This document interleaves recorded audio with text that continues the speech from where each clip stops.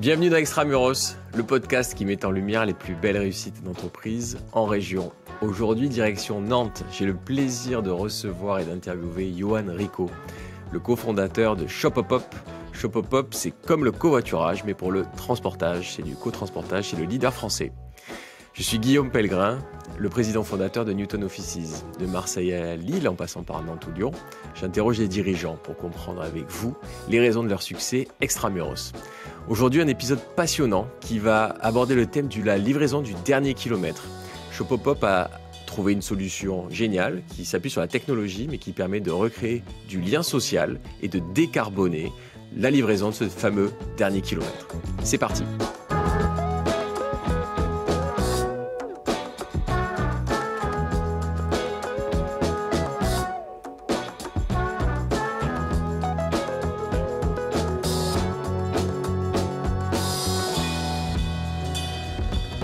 Bonjour Johan.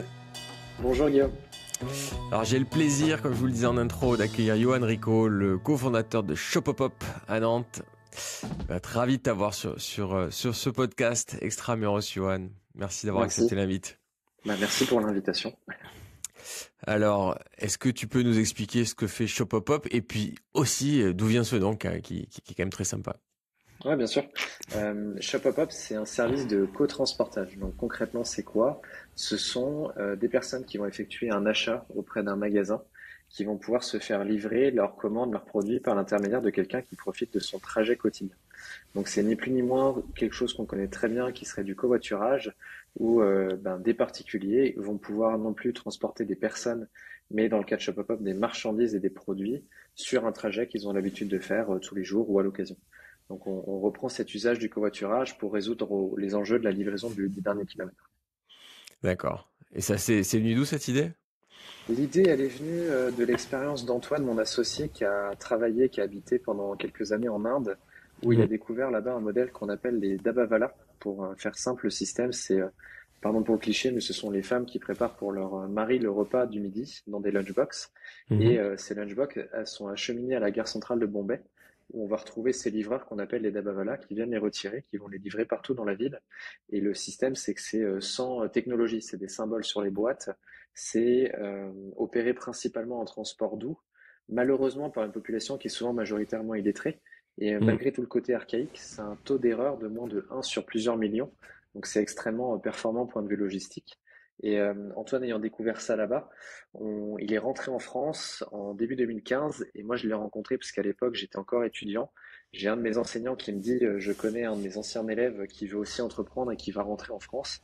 Vous devriez vous rencontrer, discuter, échanger sur vos motivations et sur vos projets. Et donc on s'est rencontré avec Antoine comme ça et donc on a commencé à tirer un peu le fil des problématiques de la livraison et du transport en France et en Europe. Et on a vu qu'il y avait les enjeux de la livraison du dernier kilomètre, qu'il y avait également un modèle qui avait le vent en poupe, qui est le covoiturage porté par Blablacar. Et on s'est dit qu'on pouvait reprendre la mobilité des Français pour réussir à transporter des objets, des produits au quotidien. Ouais, super. Et du coup, le nom qui est Shopopop? Eh ben, le nom Shopopop, pour la petite histoire, c'était un groupe WhatsApp qu'on avait fait à l'époque en 2015 pour on cherchait voilà l'idée de nom. Et moi, j'étais chez mes grands-parents et en continuant à chercher un peu, je suis tombé sur la racine du mot shop qui fait référence à l'achat, le côté hop hop hop qui marche assez bien quand on parle du transport et de la logistique avec la rapidité, et la terminaison pop qui fait référence à population. Voilà, donc on avait le transport rapidement par de la population. Ah ouais, nickel. Donc, et puis qui est sympa. Après, il faut pas se planter quand tu l'écris. Mais, Ouais, mais- bon, ça reste assez facile. La lettre O et la lettre P sont sur le clavier au même endroit, donc on peut le faire facilement. ouais. Et donc, c'est assez fascinant ce modèle indien. Tu peux nous en dire peut-être un peu plus et savoir ce que vous avez repris tel quel ou adapté?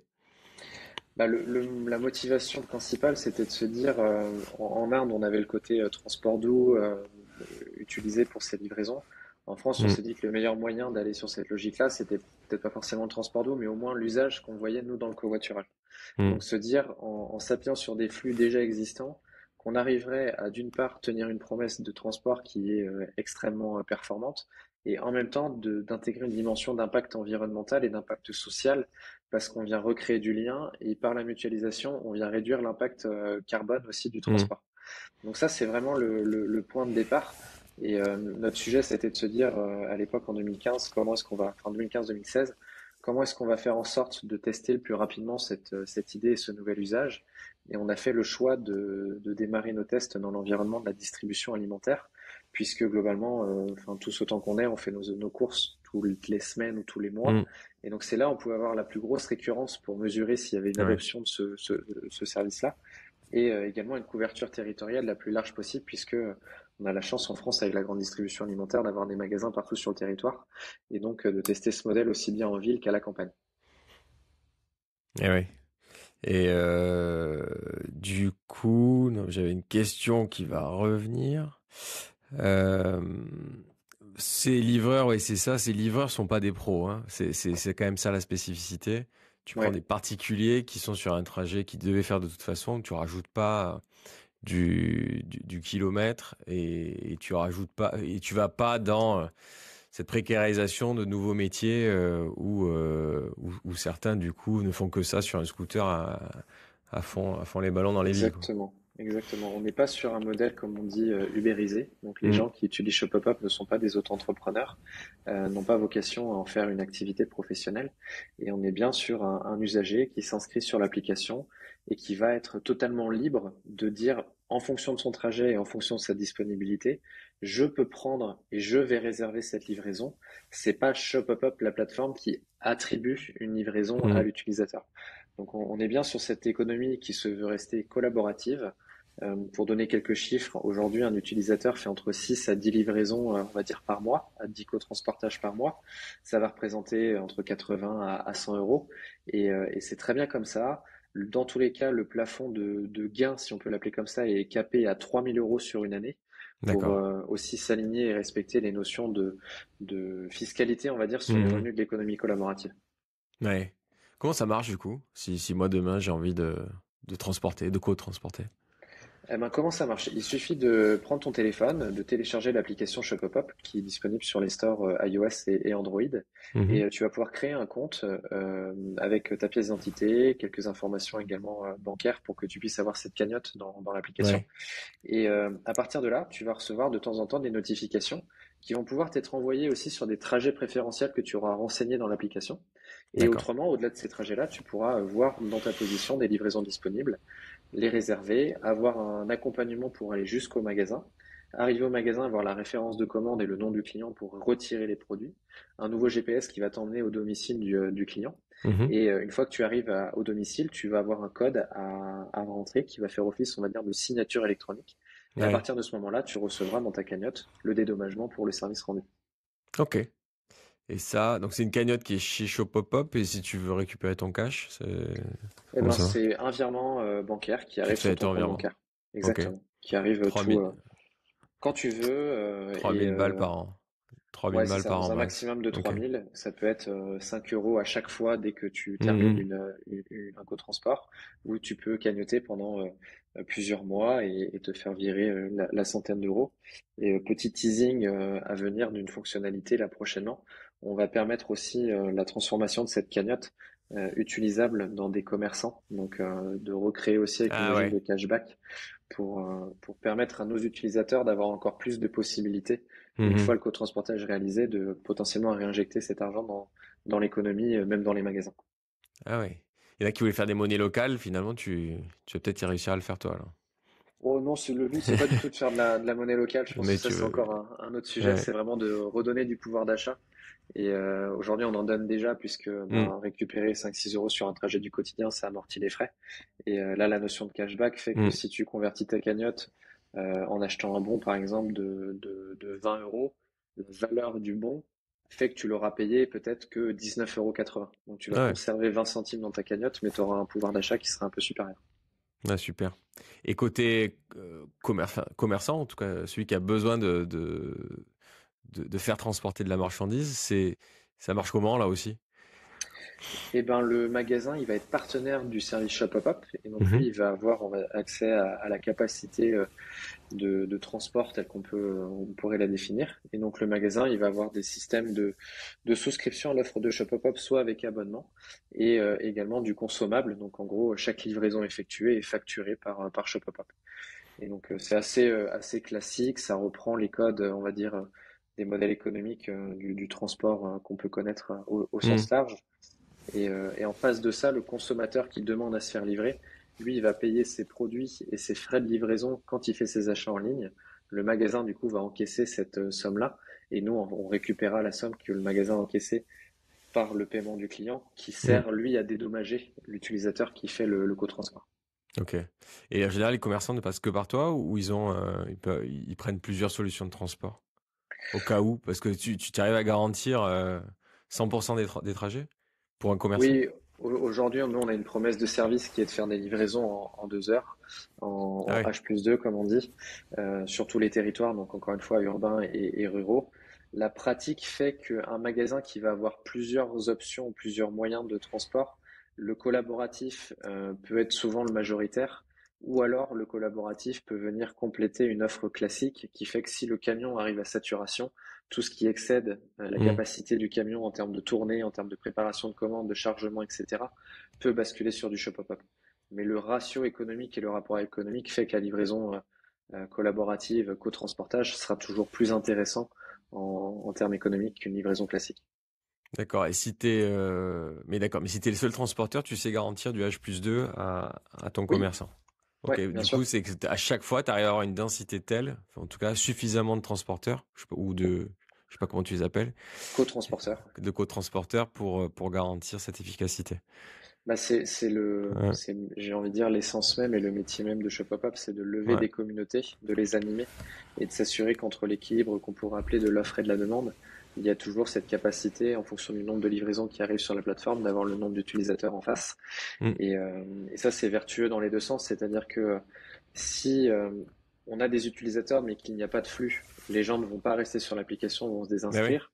Ce qui fait que si demain tu as des flux qui arrivent, et ben, il y aura potentiellement plus assez de personnes. Et à l'inverse, si tu as trop d'utilisateurs pour pas de flux, ben, Mm. ça marche pas. Et le fait par contre d'avoir beaucoup de flux qui arrivent pour un nombre d'utilisateurs qui lui va grossir, fait que ta communauté grossissant, tu augmentes ta capacité de transport. Donc tu peux aussi ouvrir plus de créneaux. Éventuellement, puisque tu auras plus d'éclatement dans les trajets, tu peux potentiellement raisonner sur des rayons rayonner pardon sur Mm. des distances qui sont un peu plus longues. Donc c'est vraiment vertueux. L'aspect communautaire est à mon sens le meilleur point de flexibilité sur la logistique. Comment tu arrives à doser tout ça? Par 8 ans d'expérience. Hein, par 8 ans, c'est vraiment ça qui joue aujourd'hui, hein, c'est qu'on a lancé ce service-là en septembre 2016 et donc ça fait maintenant 7 ans qu'on fait ça. On a plus de 5 millions de co-transports qui ont été réalisés. Donc on a cette expérience de l'administration de ces communautés. On a l'expérience de savoir quel est le niveau d'investissement qu'il faut faire sur une communauté en fonction de l'activité potentielle qu'un magasin va Mhm. générer. Et on a tellement l'expérience de ce qu'on a pu faire qu'on a aussi pris des décisions. Par exemple, la Ouais. Corse, je crois qu'on en avait parlé Ouais. précédemment, mais la Corse est un territoire dans lequel on a fait machine arrière parce que la géographie de la Corse ne permettait pas de tenir la promesse justement de Mhm. service compte tenu de la mobilité des gens. Mm. Ouais. Ouais. Mais du coup, tu arrives quand même à ouvrir ou refermer le robinet pour avoir plus ou moins de co-transporteurs. Et ça, c'est ça que je trouve assez fort, d'arriver à bien doser ça, quoi. Pour pas Bah, que ce soit, sûr, pour que ce soit pas déceptif. ouais, c'est plus souvent une ouverture de robinet parce que fermer le robinet, on peut pas dire aux gens désinscrivez-vous, il n'y a pas Ouais. d'intérêt. Mais c'est plutôt de rouvrir le robinet quand effectivement il y a besoin. Et plus que le côté fermeture, c'est de dimensionner l'usage à travers la technologie qu'on a dans l'application pour faire en sorte que le dispatch, si on l'appelle comme ça, Mhm. de ces livraisons se fasse sur un maximum d'utilisateurs pour d'une part respecter le modèle collaboratif et deuxièmement avoir la meilleure performance logistique puisque comme ça tu ne crées pas de dépendance sur des utilisateurs. Ouais. Puisque tu parles de techno, je voulais y venir plus tard, mais parlons-en maintenant. C'est quelque chose que vous avez développé en interne sur les premières années? L'application a été développée en interne et elle l'est encore aujourd'hui. On a une trentaine de développeurs dans l'équipe et donc on embarque l'intégralité de la réflexion, de l'expérience utilisateur dans nos équipes à Nantes chez Shopopop. Ouais, et c'est continuel. Et du coup, pour revenir sur l'usage, quand en tout cas moi, quand j'entends parler de livraison, dernier kilomètre, tu t'imagines vite le Amazon et on se fait tous livrer des produits dont on n'a pas forcément besoin chez soi dès demain, alors qu'on n'a pas non plus forcément besoin demain ou dans 2 heures. Vous êtes plutôt sur, si je comprends bien, des flux intra-ville entre des commerçants déjà existants qui ont des locaux sur place, qui animent des rues, qui animent des pieds d'immeubles et des Ouais, habitants qui sont pas très loin. On n'est pas du tout exactement. sur les mêmes flux alors.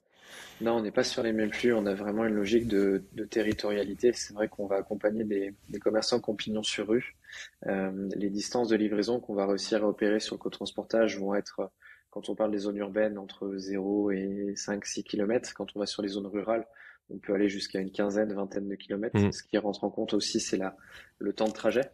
C'est plus facile et plus rapide de se déplacer en zone rurale que souvent dans les grandes agglomérations. Ouais.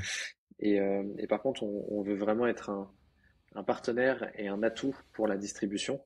Et ça faisait partie, et ça l'est toujours, hein, de notre discours, c'est qu'aujourd'hui, la promesse de Shopopop est d'avoir une livraison qui est plus intelligente d'une certaine manière qu'Amazon, parce qu'en s'appuyant sur un commerce qui fait vivre une économie locale, qui fait vivre des personnes, qui a pignon sur rue, on arrive à avoir la même expérience de transport que ce que pourrait proposer Amazon, puisqu'on sait livrer le jour même Hmm. et en l'espace de 2 heures. C'est pas toujours le cas, hein. Il y a des commerces qui veulent faire de la livraison en 3 à 4 heures et en fonction de la capacité à préparer la commande. Mais en termes de rapidité, on sait faire du 2 heures. Hmm. Et ça, on sait le faire partout, dans les zones rurales et dans les zones urbaines. Et aujourd'hui, il n'y a pas de système, et même Amazon étant la référence dans la logistique, Amazon ne sait pas vous livrer un produit en 2 heures déjà sur tout le territoire, et encore moins en faisant vivre un commerce local. Ouais, bien sûr, bien sûr. Donc c'est génial parce que moi qui suis dans l'investissement immobilier, donc par extension dans la réflexion sur la taille pertinente d'une ville, comment tu construis une ville, quelle est la taille pertinente pour développer des territoires, bah, quelque part, de par votre activité, vous voyez les limites géographiques et donc finalement, quel doit être le bon périmètre d'une économie locale. Je trouve ça intéressant ce que tu dis sur à la fois la différence entre le rural ou l'hyperurbain. Mais en tout cas, quelle doit être si on veut consommer local, produire, enfin, voire même produire local, vous définissez de vous-même quelque part avec votre techno et les points de blocage que vous pouvez connaître. Quel est le bon périmètre? On parle de ville du quart d'heure parfois, mais Ouais, de qu'est-ce qui fonctionne pour rester local et faire vivre la rue d'à côté, quoi. ouais, c'est ça. Et puis c'est aussi une certaine manière de se positionner côté consommateur, donc côté client. C'est que, bon, tu parlais effectivement de la ville du quart d'heure. Aujourd'hui, qu'on le veuille ou non, toute l'expérience et tout, enfin ouais, l'expérience d'achat qu'on peut avoir nous emmène quand même de plus en plus à, d'une part, acheter en ligne et à vouloir, d'une certaine manière, se faire livrer le produit le plus rapidement possible. Quand on arrive à conjuguer ça, donc l'expérience en termes de rapidité, avec un volet de consommation responsable parce qu'il est aussi local, Mm. tu arrives à créer un cercle qui est vertueux. Et on se posait même à l'époque la question de se dire jusqu'où notre modèle n'arriverait pas à un certain moment donné dans les mains d'Amazon, c'est-à-dire Mm. de se retrouver nous, chez Pop-Up, à potentiellement livrer des produits qui auraient été achetés sur Amazon. Bon, c'est pas le cas aujourd'hui, je sais pas si ça arrivera un jour, mais c'est vu les flux logistiques qu'il y a au quotidien sur le territoire, c'est une hypothèse qui pourrait peut-être un jour arriver. C'est-à-dire que Amazon fasse la même chose que vous ou que vous le fassiez pour eux? Non, que nous on se retrouve parce que on serait, je sais pas, dans un schéma où on nous demande de récupérer, je dis n'importe quoi, un colis qui est dans un Mm. point relais localement, etc. De se Ouais, retrouver dans un maillon de la chaîne logistique ouais, pour réussir à délivrer quelque chose rapidement localement. ouais. On est très très loin de ces sujets-là aujourd'hui, mais en tirant le fil de ce que pourrait être la logistique de demain en intégrant le cotransportage, et sans parler d'Amazon, hein, je pense qu'il y a des Mhm. acteurs même autres qu'Amazon qui pourraient être intéressés par ça, et je suis convaincu qu'il y a des choses à faire avec eux, c'est de réussir à mettre le cotransportage comme un élément de la chaîne logistique qui trouve son sens et qui a un intérêt économique, environnemental dans le panorama de tout ce qui est fait, quoi. Ouais. Et du coup, pour avoir un cap, une sorte de boussole, vous avez défini des choses à pas faire ou de façon peut-être plus positive, des valeurs ou une raison d'être? On a effectivement une raison d'être dans Shopopop. On a défini aussi des valeurs qui sont, Mm. je veux dire, enfin, utilisées, que ce soit dans notre communication, un petit peu dans la charte graphique aussi, même de nos locaux. Aujourd'hui, les points qui sont fondamentaux, c'est la dimension d'entraide et la dimension de bon sens. C'est-à-dire que on a Mhm. toujours considéré que ce que fait Shop Pop Up, c'est ce que ont fait nos grands-parents il y a des années. De Mhm. récupérer à la boucherie, à la poissonnerie, des produits pour les voisins et de les rapporter. Il n'y avait pas d'échange financier, c'était juste du service et de l'entraide. Mais de la même manière que le covoiturage, si on tire le fil historique, c'est peut-être juste de l'autostop il y a Mhm. quelques années, quoi. Bon, l'autostop existe encore, il y a une dimension d'échange financier, mais c'est assez, on pourrait faire des parallèles assez proches là-dessus.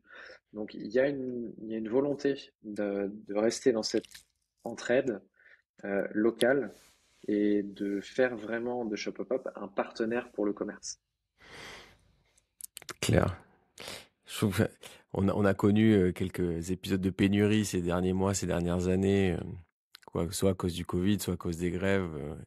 Et c'est vrai que je trouve que assez vite j'ai pensé à mes grands-parents là, sur la façon dont ils vivaient et avec pas mal de bon sens, moins de ressources. On Mm, se disait pas qu'on allait bouffer du pétrole pour faire mm. quoi tout en fait. Et du coup t'as pas mal de pratiques d'il y a 70 ans, 80 ans qui redeviennent très modernes finalement. Je sais pas si c'est comme la mode, mais il paraît que c'est des cycles. Ouais, ouais. Et c'est vrai qu'on a connu une période de 30 glorieuses plus où l'énergie était pas chère, donc c'est sûr que ça avait contraint Ouais, créer mais créer créer d'autres opportunités. il y a une transformation dans l'énergie, il y a une transformation aussi dans le commerce. Comme tu dis, l'époque des Trente Glorieuses, le modèle de l'hypermarché était absolument fantastique de se dire qu'on Mm, pouvait avoir tellement de produits au même endroit. Et en fait, aujourd'hui, dans cette côté un peu de consommation où on veut plus de responsables, on se dit que finalement, la grande surface, on s'attend plus à avoir peut-être moins de produits, plus d'engagement qualitatif et le côté et ça explique aussi pourquoi le Drive a autant performé dans son développement en France quand on parle de l'alimentaire, j'entends. mhm, C'est que le Drive est venu réduire le temps qu'on passait dans le magasin.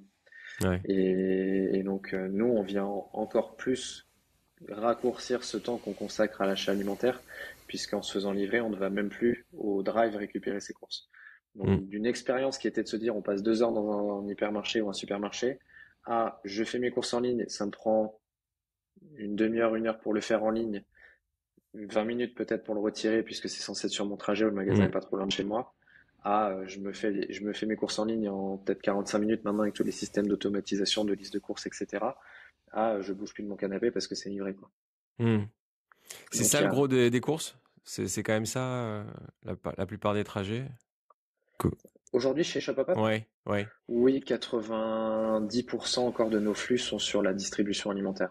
C'est ça. Donc je fais mes courses dans une grande enseigne française online et Shopopop me livre chez moi. Exactement. On Du pourra coup vous c'est retrouver aussi sur des enseignes de distribution spécialisées. On peut les citer, hein, il n'y a pas de souci. Je pense du mm, Decathlon, du Bureau Vallée, Groupe Eram, Electrodépôt. Et on le retrouvera sur de la distribution alimentaire et également dans des tissus de commerçants locaux, où là, on ne sera pas toujours associé à des enseignes nationales. Ça peut être du commerce indépendant. Et on peut retrouver des fleuristes, des cavistes, des petites boutiques ouais. de textiles. Voilà. Ok, ok. Et du coup, c'est quoi votre client type? Enfin, l'utilisateur type? Alors, l'utilisateur type, la personne qui fait du cotransportage, aujourd'hui à 54%, ce sont des femmes. Et la tranche d'âge la plus représentée, ce sont les 35-45, donc ce sont des personnes Mhm, qui sont en activité. Et donc on voit bien qu'on n'est pas un service qui va concerner une population étudiante. On a une mm, petite partie d'utilisateurs qui vont être aussi retraités, et où là on voit qu'une des dimensions qui est assez forte, c'est la dimension d'entraide. Et les deux motivations qu'on a pu mesurer en sondant nos utilisateurs, la première est la motivation économique. Donc on revient sur le côté ouais. comment est-ce que je redonne du pouvoir d'achat, comment est-ce que j'amortis éventuellement des frais de mon quotidien. Et la deuxième, qui a notamment été accélérée avec la crise du Covid, c'est la dimension d'entraide, où on a de plus en plus de gens qui, et je pense que c'est aussi en lien avec les blocages qu'on s'est nous-mêmes mis pour préserver ce modèle collaboratif, qui se disent, OK, je vais récupérer peut-être 5-6 euros, mais surtout, je ressens et je perçois une utilité pour quelqu'un Bien que je sûr. ne connais pas et ça valorise d'autant plus l'usage. Ouais, tout à fait. Ça fait là aussi écho à la façon dont certains nouveaux urbanistes pensent la ville et qui, je pense notamment à Sonia Lavagno qui soulève le point que on était sur des villes où on a mis en avant la fonction, c'est-à-dire on a besoin de se déplacer beaucoup. C'est-à-dire quand tu regardes la tranche de nos villes, beaucoup c'est des parkings et des routes Mm. qui prennent pas mal de place. Et on a oublié c'est la ville de nos grands-parents, la ville avec la place du village où tu allais à pied. Bon, Mm. je suis dans le sud où parfois t'avais la partie de pétanque pour faire un bon cliché, mais en tout cas où il y avait une ville relationnelle. Et c'est Ouais. le fonctionnel relationnel. On a oublié le fonctionnel avait pris le pas sur le relationnel et on essaie partout maintenant d'essayer de remettre du relationnel. Et là vous Mm. aussi avec votre techno, c'est ça que je trouve hyper intéressant, c'est que vous aussi vous créez ça. Ah ouais, là où tu parles du pivot, on peut dire, pour reprendre le langage des startups et des boîtes tech, entre le Hmm. fonctionnel et le relationnel, et ben, tu as aussi le pivot entre la propriété et l'usage. Et Ah ouais finalement, bah bah, alors là, quand tu réinverses un hmm. peu ce truc-là, tu peux te dire qu'il y a des nouveaux modèles de fonctionnement et de consommation qui vont Hmm. plutôt s'appuyer sur relationnel et usage que fonctionnel et propriété, quoi. Ouais, bon alors moi qui fais du coworking, c'est exactement la conviction que j'ai, c'est-à-dire que je faisais de l'immobilier, je m'étais dit en fait, comme il y a une révolution de l'usage et que je suis dans un secteur qui représente et qui incarne la propriété, Mhm. je suis devenu opérateur de coworking puisque justement Ouais. je propose des heures efficaces de travail quoi et Mm. pas juste aller louer des mètres carrés quoi. Donc on est bien aligné là-dessus. Donc clair pour les co-transporteurs, celui qui fait ses courses en ligne et qui du coup passe par vous, c'est plutôt qui du coup? Alors, on a un petit peu plus de mal à qualifier ça parce qu'en Hmm. fait, on n'a pas la C'est donnée. indirect. Ouais, on Ah n'a pas ouais. la donnée, nous, des clients qui se font livrer. Ça reste les données des Hmm. magasins. Mais globalement, aujourd'hui, ce qu'on voit, c'est que ça reste des livraisons qui sont faites. Déjà, en termes de valeur, on est sur un plein. Quand on parle des courses alimentaires, hein, j'entends. On est Hmm. sur un panier moyen de l'ordre de 150 euros. Donc, on voit bien Ouais. qu'on n'est pas sur le petit complément pour l'apéritif. On est bien sur le panier de Ouais. courses. Ouais. Et globalement, ça va être aussi pour des couples et des familles avec enfants. Eh ouais. Qui ont besoin d'être à la maison au max. Ouais, Ouais, et vous principalement. garantissez l'horaire. Ouais. Ok. Comment vous avez vécu le Covid? Parce que il fallait faire ses courses encore plus qu'avant, parce que on a besoin d'encore plus de trucs parce qu'on passait tous 100% du temps à la maison et 100% des personnes du foyer. Vous avez été peut-être comment ça ça a dû être passionnant. Vous avez dû être un relais aussi de solidarité. Ouais, bien sûr. Bon, ça a été, je pense, comme beaucoup de Français, perturbant cette période-là. On n'a pas Hmm. forcément envie de la reconnaître. Mais point de vue de l'activité, ça a été extrêmement riche en termes d'apprentissage. Ça a été aussi extrêmement intense parce qu'en l'espace de 6 semaines, on a multiplié par 4 l'activité. Eh Donc, ouais. pour donner un ordre d'idée, à cette époque-là, on faisait en février 2020 24 000 livraisons mensuelles. On est passé à 80 000 au mois de avril. Donc, Waouh. on a eu un effet un peu x4. Et donc, il a fallu apprendre déjà à travailler à distance pour tous les collaborateurs de la société. Ouais. Et, euh, et ensuite, on a été, je pense, un super, on va dire, un super moyen pour les commerçants de maintenir une activité parce que Hmm. plus personne ne se déplaçait dans les points de vente. Le drive, quand il fallait faire une liste d'attente, la queue en ligne pour réussir à rentrer pour faire ses Hmm. courses, c'était aussi compliqué. Et donc, on a permis au magasin de maintenir cette capacité de délivrer les produits. On a bénéficié d'un référencement aussi par le gouvernement à cette époque-là comme une solution reconnue d'utilité publique pour l'accès aux Ah produits ouais. de première nécessité. Donc, ça nous a permis de rassurer aussi les magasins sur le maintien, de rassurer les utilisateurs qui se retrouvaient aussi pour certains dans leur voiture alors qu'on était tous censés rester confinés. Donc Bah on ouais. avait mis en place des petits systèmes d'attestation qui étaient donnés par Ouais, les ouais, ouais. magasins pour C'est vrai que t'avais pas le droit, hein, pour bah voilà certains, pour de te éviter les déplacer. amendes.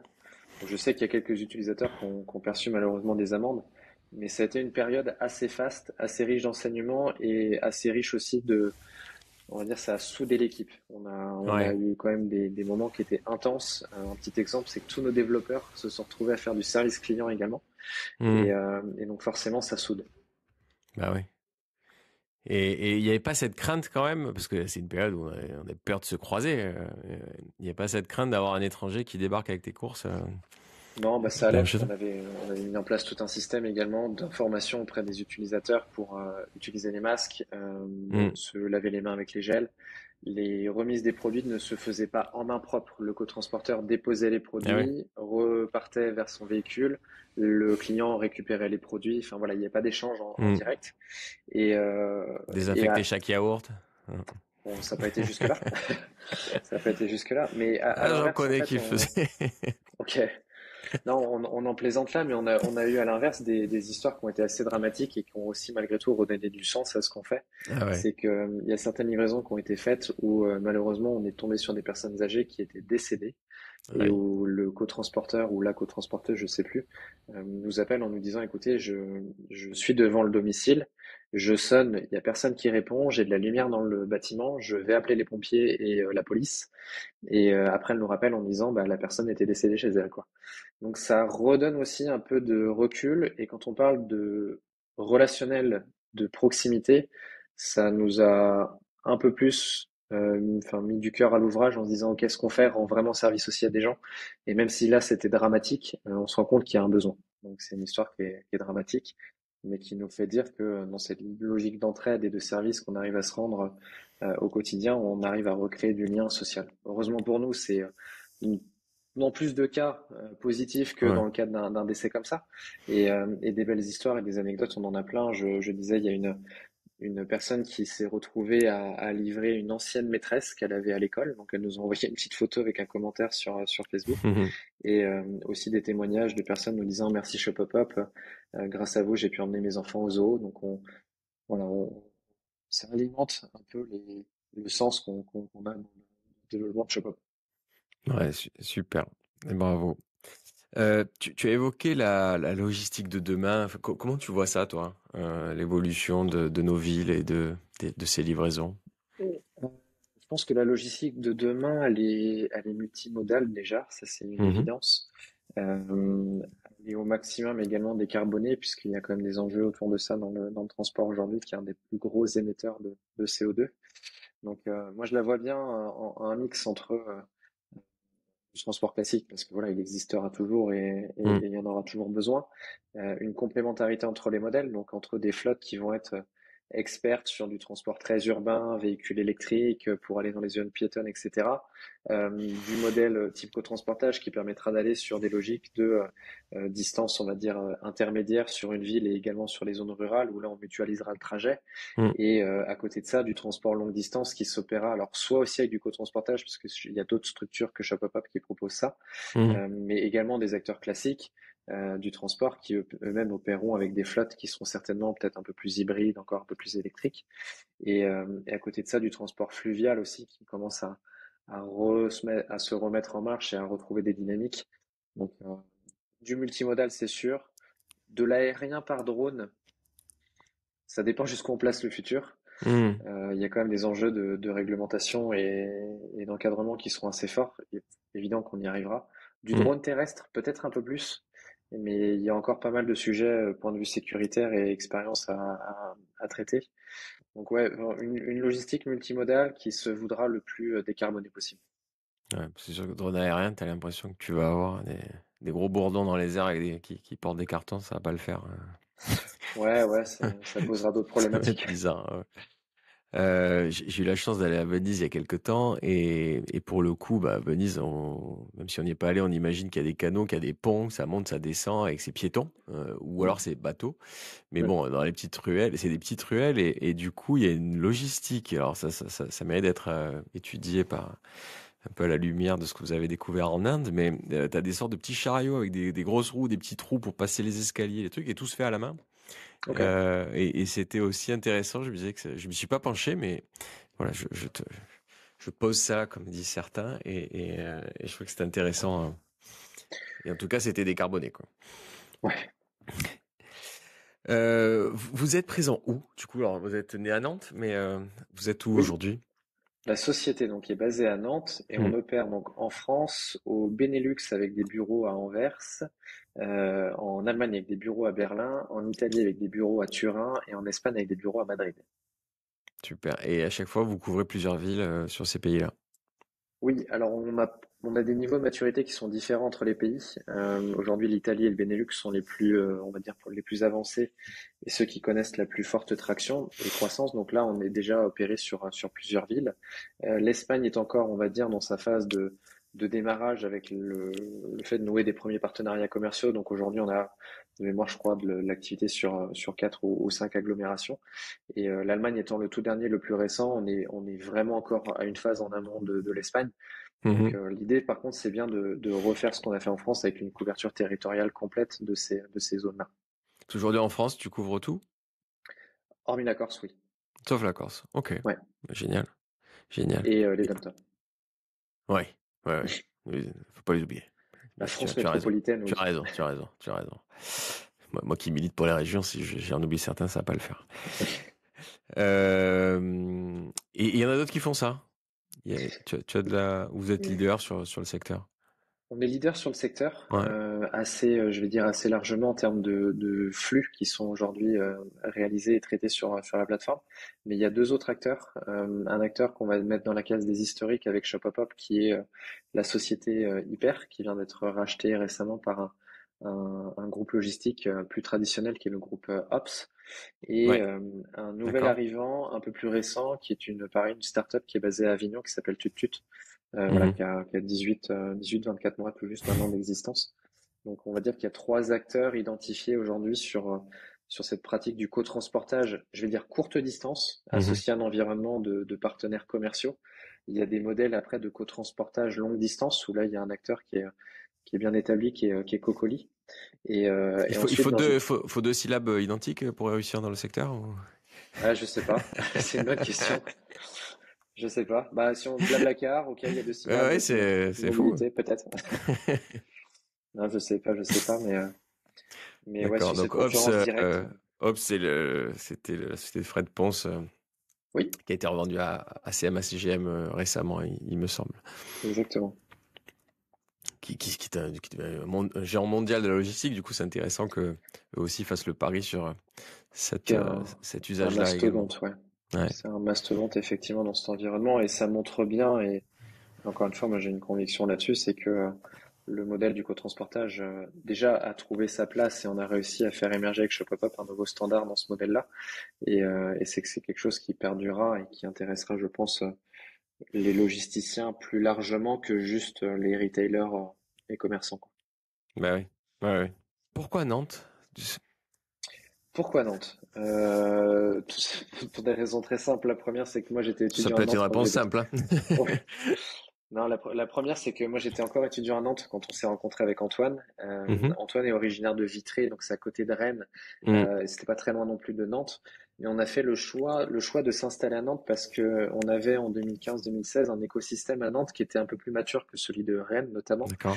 Et on a eu la chance de pouvoir accéder on va dire, à d'autres entrepreneurs du territoire qui avaient aussi monté des boîtes, de la tech ou pas, hein, d'ailleurs, mais pour apprendre et poser des questions sur c'est Mhm. quoi les risques, comment est-ce qu'il faut se lancer, comment est-ce qu'il faut s'assurer de faire le moins d'erreurs possible, comme on dit, même si on en fait et que c'est très bien d'en faire. Mhm. Mais on a eu ce côté écosystème qui était vraiment vertueux à Nantes, et c'est pour ça qu'on a fait le choix de Nantes. Et on est aussi sur une ville qui, d'un point de vue rayonnement de la tech, est plutôt pas mal. Aujourd'hui, si on devait la mettre sur un classement, je pense elle est sur le podium assez nettement.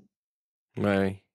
Et parce que ce qu'on essaie à chaque fois dans Extramuros, c'est de donner vraiment un éclairage et qu'à la fin, on se dise, bah tiens, si demain je dois aller entreprendre à Nantes, qu'est-ce que je vais y trouver? Tu pourrais, c'est quoi d'après toi les points forts? Bah, les points forts, c'est que déjà, si on parle purement urbanisme ville, on est dans Hmm. une ville qui est à taille, on va dire, humaine. Bon, je lancerai pas le débat de est-ce qu'on est en Bretagne ou pas.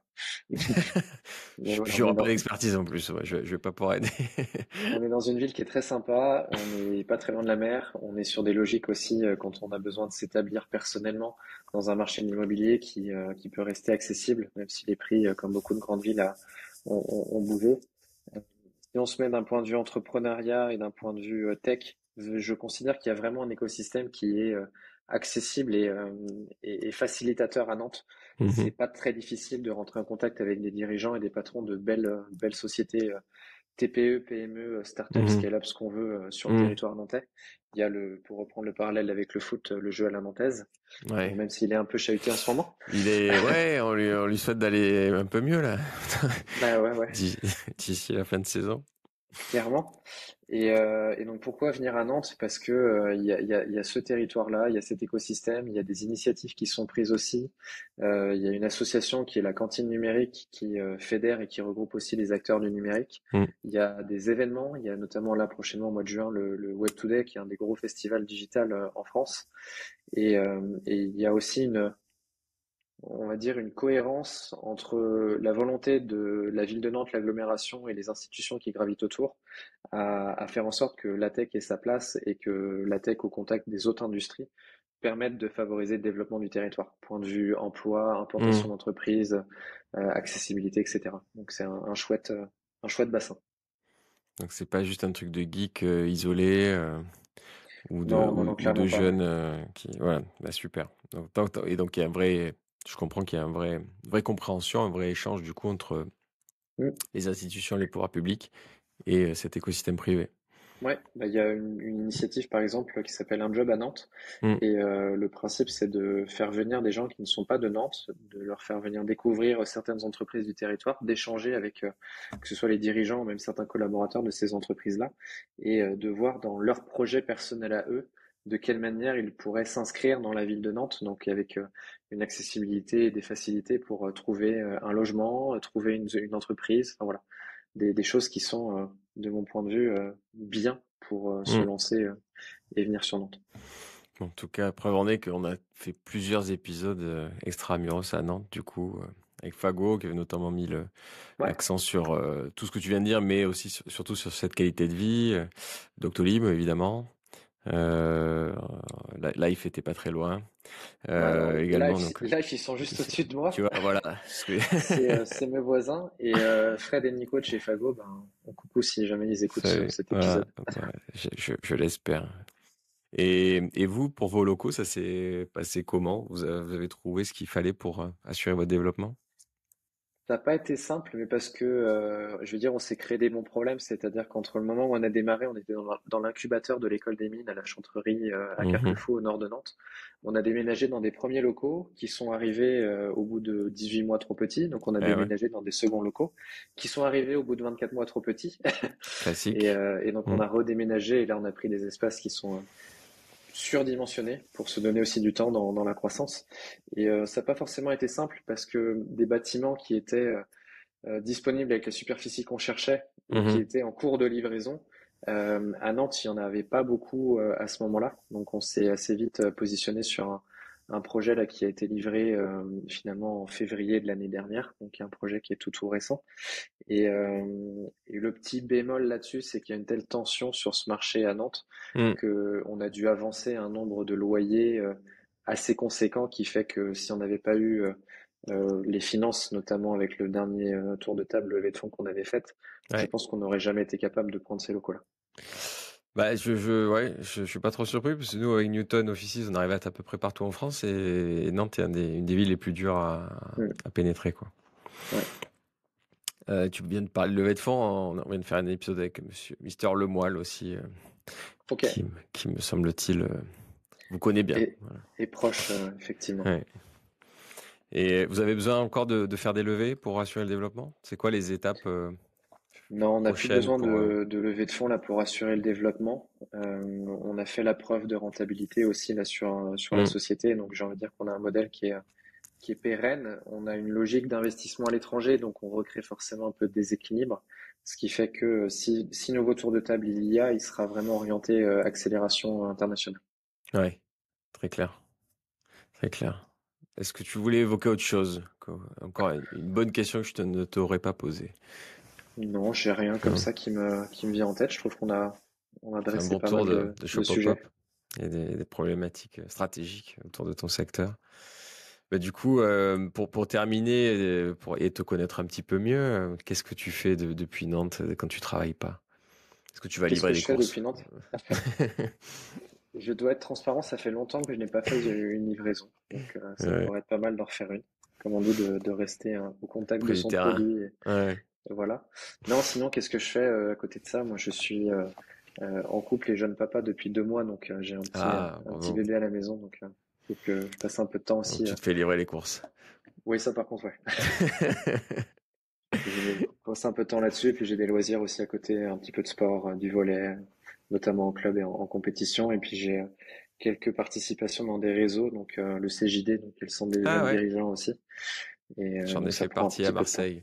Eh oui. Ok.